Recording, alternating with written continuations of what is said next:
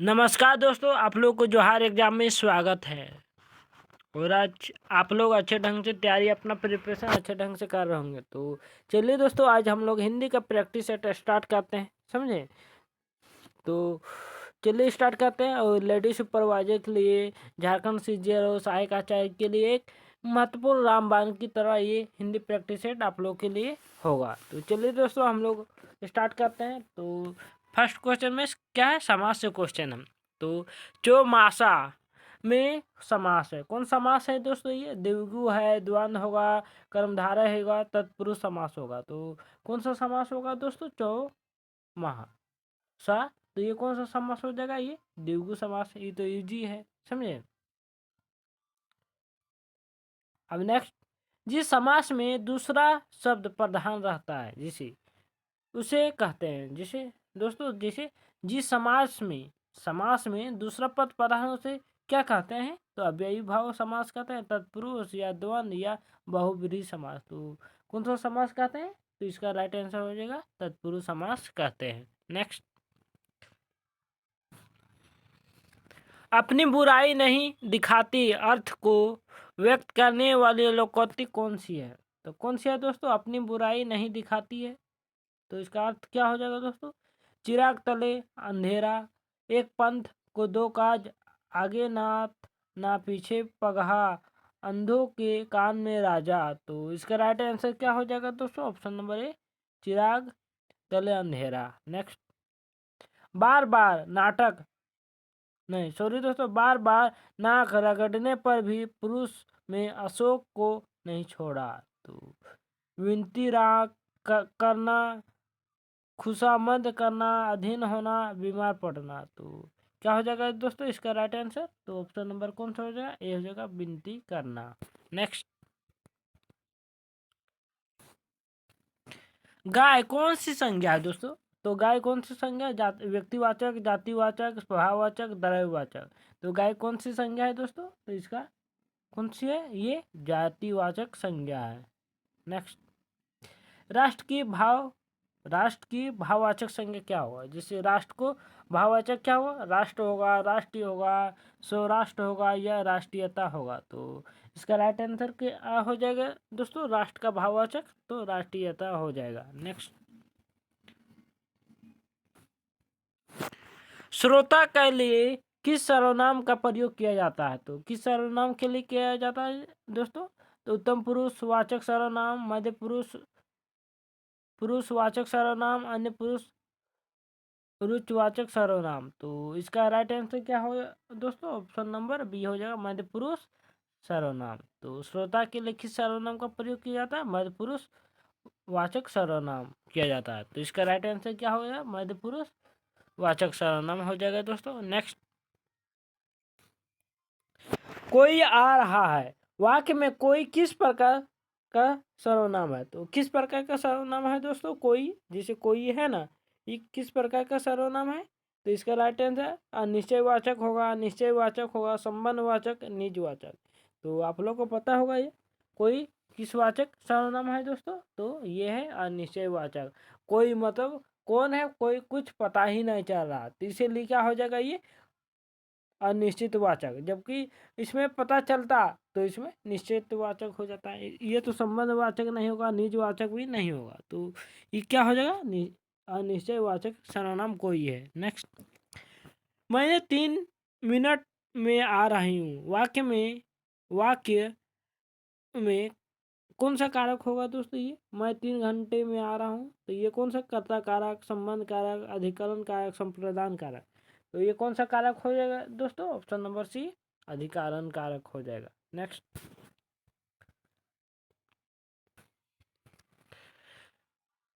कानो सुनी बात पर यकीन मत करो, लेखांकित पद का कारक बताइए। कि ये है कि कानो सुनी बात पर यकीन मत करो, इसमें कारक हमको छाटना है दोस्तों। तो ये कौन सा कारक होगा दोस्तों? ये कर्ता कारक हो जाएगा, कर्म कारक होगा, करण कारक होगा, संप्रदान कारक। तो ये कौन सा कारण होगा, कारक होगा दोस्तों? तो ये करण कारक है।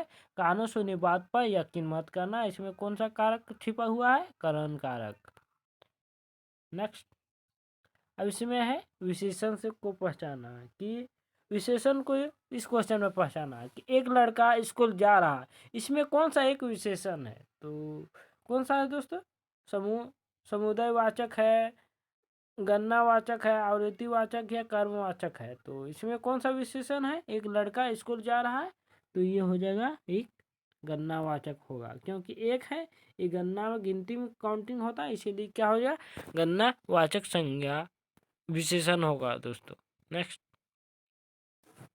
देखिए, अब इसमें विशेषण का ही क्वेश्चन है। निम्नलिखित में से कौन सा समुदायवाचक विशेषण है? तो इसमें कौन सा एक समुदायवाचक है? गुना, चौथा, चारों, चार। तो इसका राइट आंसर क्या होगा? चारों। ये समुदायवाचक विशेषण है। नेक्स्ट, क्रिया कैसा शब्द है? कैसा है? अविकारी, विकारी, विशेषण, इनमें से कोई नहीं। तो क्रिया कैसा शब्द है दोस्तों? तो ये है विकारी शब्द है। नेक्स्ट,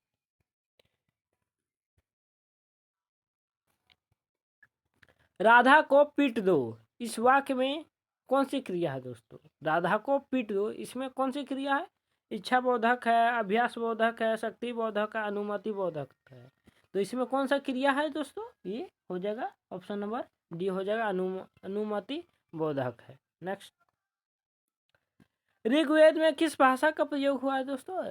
तो ऋग्वेद में किस भाषा का प्रयोग हुआ? अवहट, पाली, वैदिक संस्कृति, पाली। तो किस भाषा का प्रयोग हुआ है? तो ये हुआ है वैदिक संस्कृत का प्रयोग हुआ है। नेक्स्ट,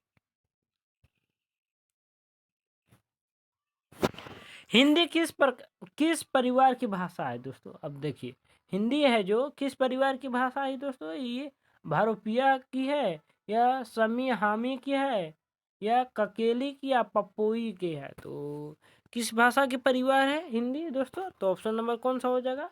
तो ये तो बहुत इजी क्वेश्चन है, तो भारोपिया। नेक्स्ट, रचनात्मक लेखन में भाषा का सबसे पुराना रिश्ता क्या है? कौन सा पुराना रिश्ता है दोस्तों? शैली से है, संदेश से, लक्ष्य से, प्रतीक से। तो किससे पुराना रिश्ता है दोस्तों? तो ये रचनात्मक लेखन में। तो इसका राइट आंसर क्या हो जाएगा? संदेश से है पुराना रिश्ता। नेक्स्ट, राजभाषा से संबंधित संवैधानिक विधिक उपबंधों कार्यान्वयन हेतु राजभाषा विभाग का गठन कब हुआ था? तो 1975 में, 1965 में, 1976 में, 1963 में। तो इस कब हुई थी गठन दोस्तों? जून 1975 में हुई थी। नेक्स्ट, लालटेन शब्द निम्न वर्गों में किस वर्ग में आता है? जैसे लालटेन एक शब्द है, जैसे आप लोग को पता होगा घर में जलाते, पहले जलाते थे लालटेन जब लाइट कट जाता था। अब तो लाइट का नामो निशान खत्म हो गया है दोस्तों, समझे?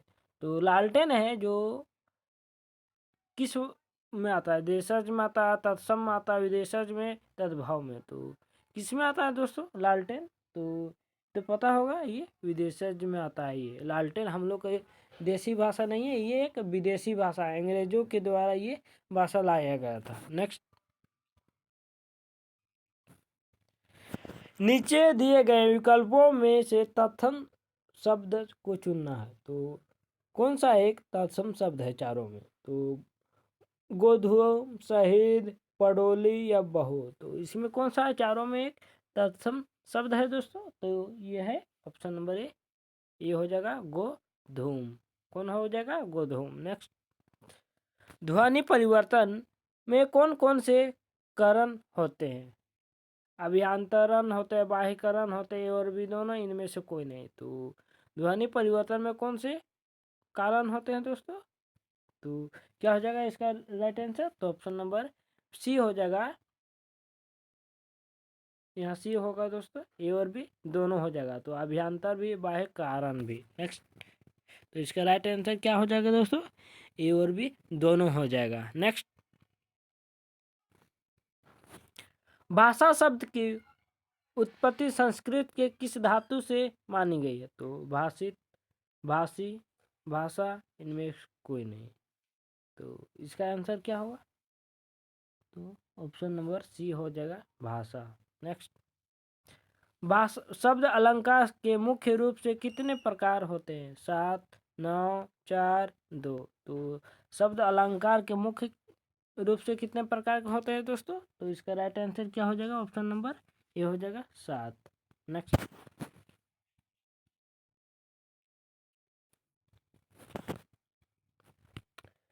रूढ़ा और प्रयोजनवादी किस शब्द शक्ति के भेद है? तो तात्पर्य का, लक्षणा का, अभिछना का, व्यंजना का। तो किसका भेद है दोस्तों ये?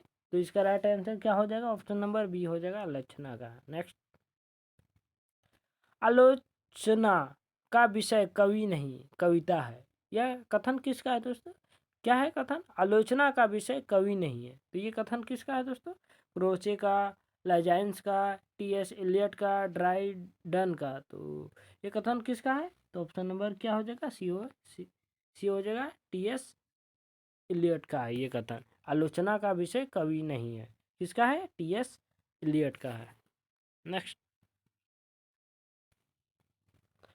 द स्टेटमेंट नामक ग्रंथ किसने लिखा? तो द स्टेटमेंट नामक ग्रंथ किसने लिखा है दोस्तों? अरस्तु ने, प्लेटो ने, M.K. गांधी ने, टी.एस. एलियट ने। तो किसने लिखा है ये द स्टेटमेंट नामक ग्रंथ? तो ये हो जाएगा ऑप्शन नंबर बी, प्लेटो ने लिखी है।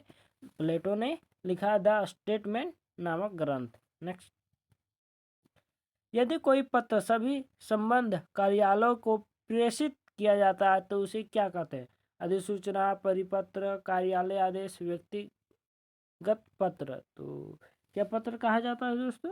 तो ये परिपत्र कहा जाता है। नेक्स्ट,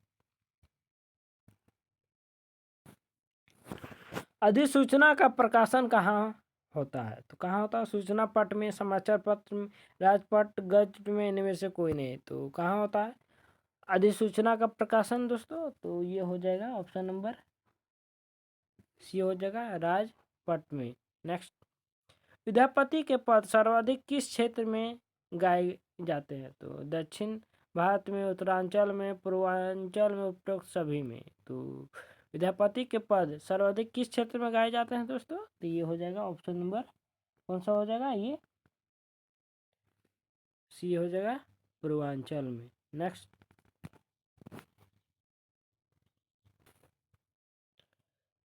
तदबीर किसे कहते हैं? किसे कहते हैं? तारीख को, किस्मत को, उपाय को, ढंग को। तो तदबीर किसे कहते हैं दोस्तों?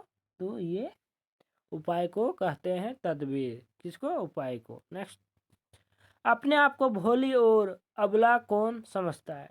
तो कौन समझता है दोस्तों? राधा, गोपिया, देवकी, यशोदा। तो कौन समझती थी अपने आप को भोली और अबला? तो ये गोपिया समझती थी। नेक्स्ट, सूरदास की मृत्यु कब हुई थी दोस्तों? सन 1583, 1573, 1593, 1563 में। तो सूरदास की मृत्यु कब हुई थी दोस्तों? तो इसका राइट आंसर क्या हो जाएगा? ऑप्शन नंबर ए, 1583 ईस्वी। नेक्स्ट, तुलसीदास की प्रति पालिका दासी कौन थी? तो पुष्पाली, रत्नावली, चुनिया, इनमें से कोई नहीं। तो कौन थी दोस्तों तुलसीदास की प्रति पालिका दासी? तो ये थी कौन? चुनिया थी। नेक्स्ट, रसखान किसके भक्त थे? शिव के, कृष्ण के, दुर्गा के, राम के। तो रसखान किसके भक्त थे दोस्तों? तो ये थे कृष्ण के थे। नेक्स्ट, भूषण रीति काव्य की किस धारा के कवि है? तो सगुन धारा के, निर्गुण धारा के, रीतिमुक्त धारा के, रीतियुक्त धारा के। तो भूषण रीति काव्य किस धारा के कवि थे? तो ये हो जाएगा किसके थे? तो ये रीतिमुक्त धारा के थे। नेक्स्ट,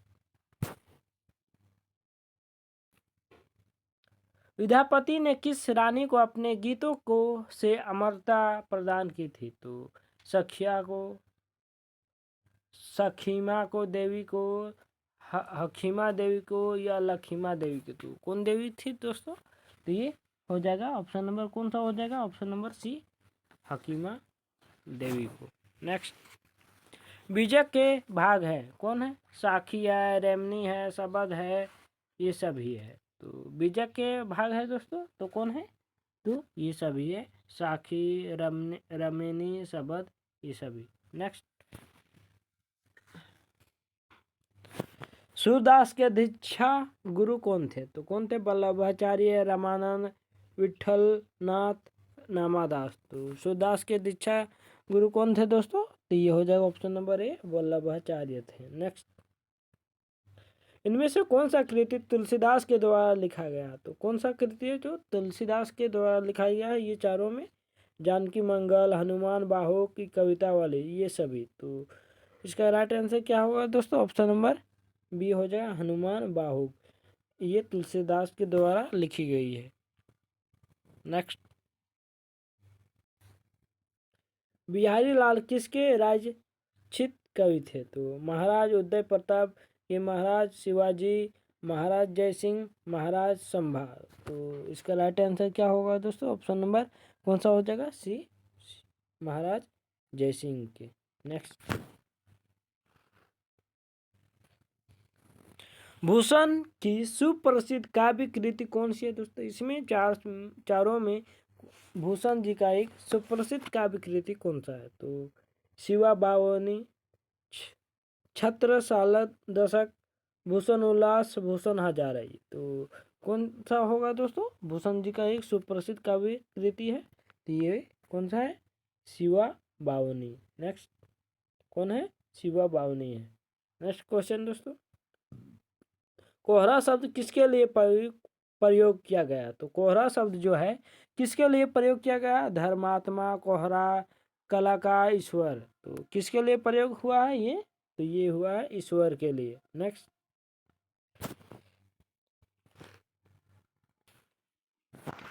अंग्रेजी काव्य कृतियों में भाषांतर का साधारण किस युग में हुआ था? तो भक्ति युग में, द्विवेदी युग में, भारतेंदु युग में, इनमें से कोई नहीं। तो इसका राइट आंसर क्या होगा दोस्तों? ऑप्शन नंबर सी, भारतेंदु युग में।